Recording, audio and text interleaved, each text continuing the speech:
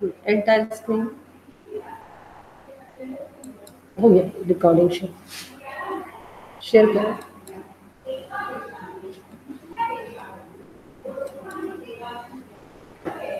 Hello, good afternoon friends.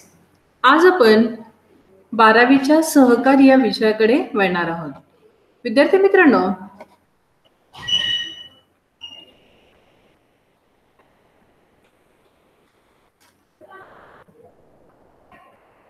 सहकारमध्ये आपण त्याचा अभ्यास केलेला आहे. पहिले जे टॉपिक आहे त्यामध्ये आपण पाहिलेलं आहे की सहकार म्हणजे काय, किंवा 11वी पासून आपण सहकाराचा जो पाया आहे किंवा त्याचा जो बेस आहे त्याचा आपण चांगल्या रीतीने अभ्यास केलेला आहे. मग या सहकारामध्ये आपण 11वीला अभ्यासले की सहकार चळवळ कुठे सुरू झाली, सहकार म्हणजे काय, आणि सहकार हा जो शब्द आहे तो कोणत्या शब्दापासून आलाय हे आपल्याला माहीतच आहे. आणि यामध्ये विद्यार्थी मित्रांनो, आपण 11वीत असताना किंवा आपल्याला सहकाराचे वैशिष्ट्ये वगैरे माहिती आहे. मग या सहकारामध्ये की ह्या त्या सहकारी संस्थाचा, या सहकारी संस्थेचा उद्देश जो आहे तो नफा मिळवणे हा नसून समाजाला सेवा देणे हा आहे, हे की नाही. मग समाजाला वेगवेगळ्या प्रकारच्या सेवा दिल्या जातात किंवा सेवा पुरवणे हा यांचा काय असतो, उद्देश असतो.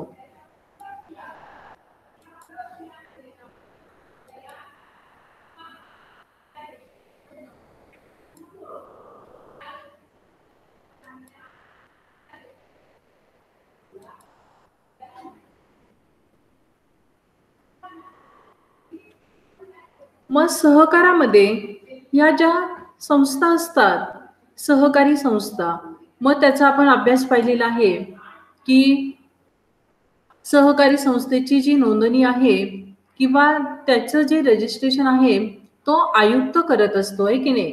सहकार आयुक्त किंवा त्यालाच आपण काय म्हणतो की नोंदणी अधिकारी. हा नोंदणी अधिकारी काय करत असतो की सहकारी संस्थेचे जे कागदपत्र आहेत किंवा सहकारी संस्था जी आहे त्या संस्थेची नोंदणी करत असतो. त्यालाच आपण आयुक्त असे म्हणतो. हा आयुक्त जो आहे तो त्या सहकारी संस्थेचा प्रमुख असतो आणि प्रमुख असल्यामुळे तो त्या सहकारी संस्थेचे सर्व महत्त्वाचे काय करतो, निर्णय घेत असतो. त्यानंतर आपण वेगवेगळे आपण कायदे पाहिलेले आहेत की सहकारी संस्थेला की वेगवेगळ्या कायद्यांचा अभ्यास करावा लागतो. हा जो आयुक्त आहे किंवा सहकारी संस्थेचा जो सेक्रेटरी आहे तो वेगवेगळ्या कायद्यांचा काय करत असतो, अभ्यास करत असतो.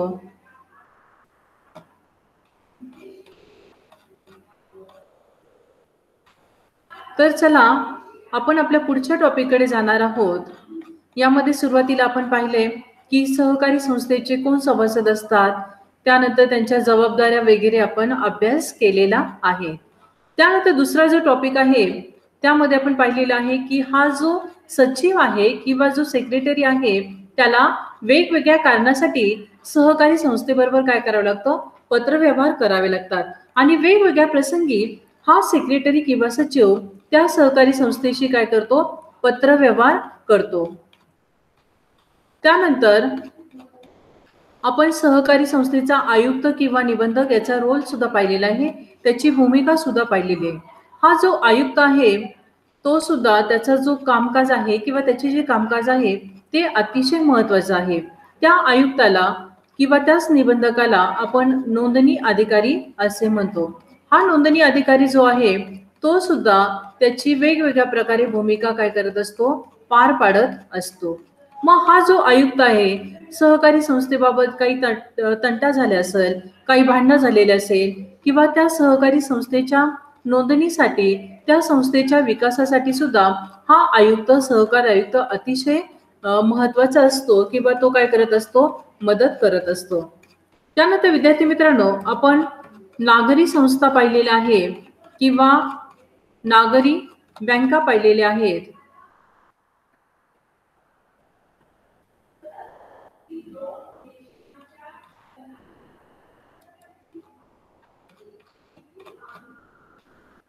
त्यानंतर आपण फरक सुद्धा पाहिलेला आहे, सहकार आयुक्त व सभासद.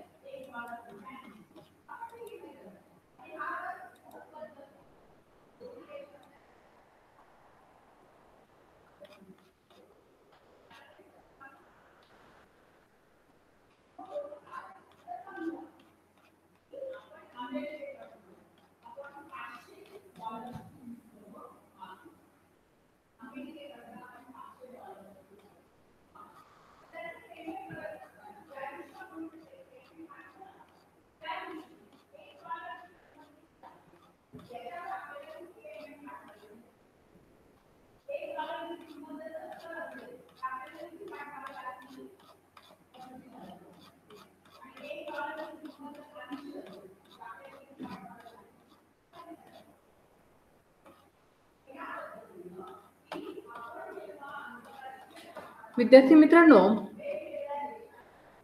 थोडासा टेक्निकल प्रॉब्लेम होता.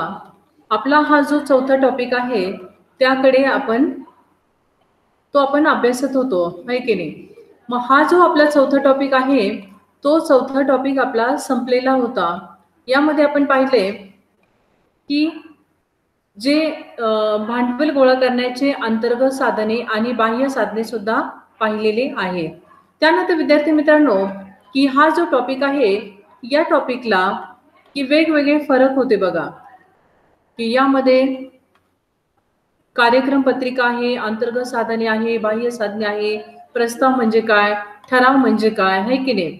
मग ती सहकारी जी संस्था आहे, सभेचा कार्यक्रम पत्रिका म्हणजे काय, सहकारी संस्थेच्या कायदेशीर तरतुदी म्हणजे काय, याचा संपूर्ण जो अभ्यास आहे तो या टॉपिक मध्ये होता, जो आपला चौथा टॉपिक आहे आणि तो आपण काय केला होता, सुरू केलेला होता.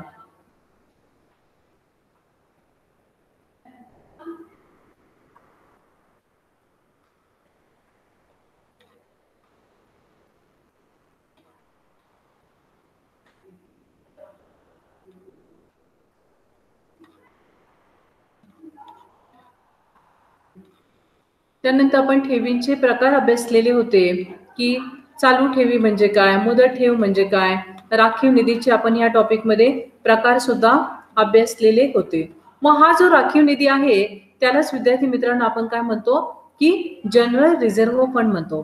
किंवा ती जी सहकारी संस्था असेल तिला भाग भांडवलाची सुद्धा विक्री करावी लागते, किंवा जे शेअर कॅपिटल आहे ते सुद्धा गोळा करावं लागतं. आपण त्याचा अभ्यास सुद्धा केलेला आहे, की भाग भांडवलाचे आपण या टॉपिक मध्ये वैशिष्ट्ये सुद्धा अभ्यासलेले आहेत.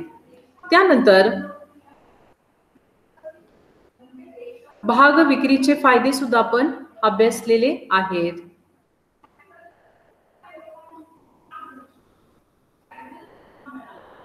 राखीव निधीचे प्रकार अभ्यासले. सामान्य राखीव निधी, लाभांश समानीकरण निधी, विशेष बुडीत कर्ज निधी, किंमत चढ उतार निधी. त्यानंतर पुढे राखीव निधीचे फायदे सुद्धा विद्यार्थ्यांनो आपण अभ्यासलेले होते की त्यामध्ये स्वस्त व सुलभ मार्ग, विनियोग, पत व प्रतिष्ठा, आर्थिक स्थैर्य, विकास विस्तार, परतफेड, सभासदांच्या ठेवी. त्यानंतर भांडवल उभारणीची बाह्य साधने सुद्धा आपण अभ्यासलेली आहे. त्यामध्ये बिगर सभासदांच्या ठेवी, बचत ठेवी, त्यानंतर चालू ठेवी, मुदत ठेवी, पुनरावृत्त ठेवी. अशा प्रकारे सुद्धा ती सहकारी संस्था काय करत असते, भांडवल गोळा करते. कर्जे व अग्रिमे यालाच लोन्स आणि ऍडव्हान्स असे म्हणतो. याचा सुद्धा आपण त्या टॉपिक मध्ये विद्यार्थ्यांनो अभ्यास केलेला होता.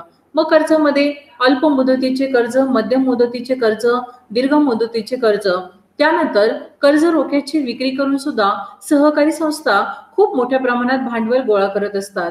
त्यानंतर सरकारी अनुदान व मदत, देणगी व बक्षिसे. त्यानंतर पुढे आपण पाहणार आहोत सहकारी संस्थेच्या सभा. सहकारी संस्था ही सभासदांचे लोकशाही संघटन आहे.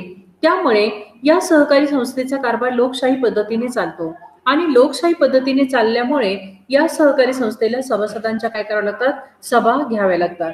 मग सभा म्हणजे काय विद्यार्थ्यांनो, सहकार कायद्यानुसार संस्थेच्या कारभारासंबंधीचे सर्वसाधारण धोरण व निर्णय घेण्याचे सर्व अधिकार सभासद व व्यवस्थापन समितीला असतात. ध्येय धोरणे ठरविण्यासाठी व निर्णय घेण्यासाठी त्या समूहाने एकत्र येणे आवश्यक असते. म्हणून विशिष्ट उद्देशाने ठरवून एकत्र येण्यासाठी सभा बोलविण्यात येते. विशिष्ट उद्देशाने पूर्व नियोजित ठिकाणी 2 किंवा अधिक व्यक्तींनी एकत्र येऊन विशिष्ट विषयांवर चर्चा करून निर्णय घेणे या सभा असे म्हणतात.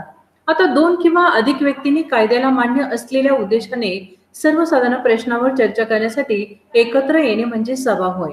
आता सहकारी संस्थेच्या विद्यमान सभासदांना संस्थेच्या अधिकृत पत्त्यावर विशिष्ट दिवशी व विशिष्ट वेळी ठराविक तारखेपूर्वी निश्चित केलेल्या विषयांवर चर्चा करण्यासाठी एकत्र बोलवून अशा विषयावर सविस्तर चर्चा केली जाते व त्यावर निर्णय घेतले जातात. म्हणून विद्यार्थ्यांनो त्यास आपण काय म्हणतो, सभा असे म्हणतो. त्यानंतर ह्या ज्या सभा आहे, सहकारी संस्थेच्या ज्या सभा आहेत त्यांचे प्रकार पुढील प्रमाणे पडतात. महाराष्ट्र सहकारी संस्था कायदा 1960 नुसार सहकारी संस्थेच्या सभासदांच्या सभा व व्यवस्थापन समितीच्या सभा असे 2 प्रकार पडतात. संस्थेच्या कारभारावर नियंत्रण ठेवण्याच्या दृष्टीने सभासदांच्या सभा महत्त्वाच्या असतात. संस्थेचे दैनंदिन कारभार चालविण्याच्या दृष्टीने व्यवस्थापन समितीच्या सभा महत्त्वाच्या असतात आणि सहकारी संस्थेला या सभा घ्याव्या लागतात. आता यामध्ये आहे सभासदांच्या सभा. यामध्ये पहिली सभा, अधिमंडळ वार्षिक सभा, अधिमंडळाची विशेष सभा, अंतिम सर्वसाधारण सभा, त्यानंतर व्यवस्थापन समितीची पहिली सभा, व्यवस्थापन समितीच्या सभा आणि उपसमितीच्या सभा. तर चला पहिलं पाहूया सभासदांच्या सभा. सहकारी संस्थेच्या ज्या सभेला सर्व सभासदांनी उपस्थित राहून सभेच्या कामकाजात भाग घेण्याच्या अथवा मतदानाचा हक्क असतो त्या सभेला सभासदांच्या सभा असे म्हणतात. या सभांना सर्वसाधारण सभा या नावाने सुद्धा बोलले जातं. सहकारी संस्थेचे उद्दिष्टे साध्य करण्यासाठी सर्वसाधारण धोरण ठरविण्याचा अधिकार सभासदांना असतो. सभासदांच्या सर्वसाधारण सभा सार्वभौम व सर्वोच्च अधिकाराच्या असल्यामुळे या सभांमध्ये निर्णय व्यवस्थापन समितीला अंमलात आणावे लागतात. सहकारी संस्थेतील सभासदांच्या सभाबाबत तरतुदी महाराष्ट्र सहकारी कायद्यातील कलम 75 व 76 मध्ये आणि नियम 59 ते 63 मध्ये दिलेले आहेत. सभासदांच्या सभा या सहकारी संस्थेच्या सर्व सभासदांसाठीच्या सभा असतात. सहकारी संस्थेची उद्दिष्टे व धोरणे यानुसार सभासद सभामधून निर्णय घेतात. सभेमध्ये येणारे ठराव, दुरुस्त्या, सुधारणा यावर सभासदांमध्ये चर्चा होते आणि ठराव मंजूर केले जातात. म्हणून सभासद हा त्यांच्या सभेतील एक महत्त्वाचा काय असतो, तो घटक असतो. आता सभासदांच्या सभा पुढील प्रमाणे आहेत. पहिली साधारण सभा आहे, त्यानंतर त्या पहिल्या साधारण सभेपुढील कामकाज आहे, अधिमंडळाची वार्षिक सभा किंवा त्यालाच काय म्हणतात, सर्वसाधारण सभा म्हणतात. त्यानंतर अधिमंडळ वार्षिक सभेचे कामकाज, अधिमंडळाची विशेष सभा किंवा विशेष साधारण सभा. अधिमंडळाच्या विशेष साधारण सभेपुढील कामकाज. व्यवस्थापन समितीच्या सभा किंवा संचालक मंडळाच्या सभा.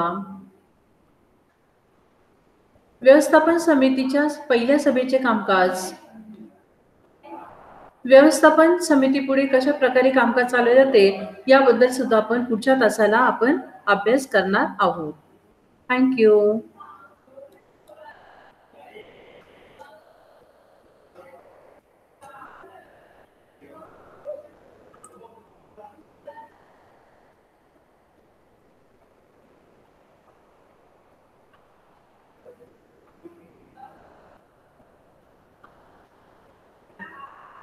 त्यानंतर उपसमितीच्या सभा सुद्धा यामध्ये आहेत. उपसमितीच्या सभेमध्ये सहकारी संस्थेचे आकारमान व संचालक मंडळातील सभासदांची संख्या ज्यावेळी जास्त असते त्यावेळी निरनिराळ्या विषयांच्या किंवा कार्यांचा स्वायत्तपणे विचार करून निर्णय घेण्यासाठी उपसमित्या नियुक्त केल्या जातात. व्यवस्थापन समिती सदस्यापैकी काही सदस्यांची उपसमिती तयार केली जाते. उपसमितीमध्ये किमान 3 सभासद असतात. संचालक मंडळाचा अध्यक्ष हा उपसमितीचा अध्यक्ष असतो. अशा समिती संबंधित विषयातील तज्ज्ञ व्यक्तीची नियुक्ती करण्यात येते. व्यवस्थापन समितीकडून उपसमितीला अधिकार देण्यात येतात.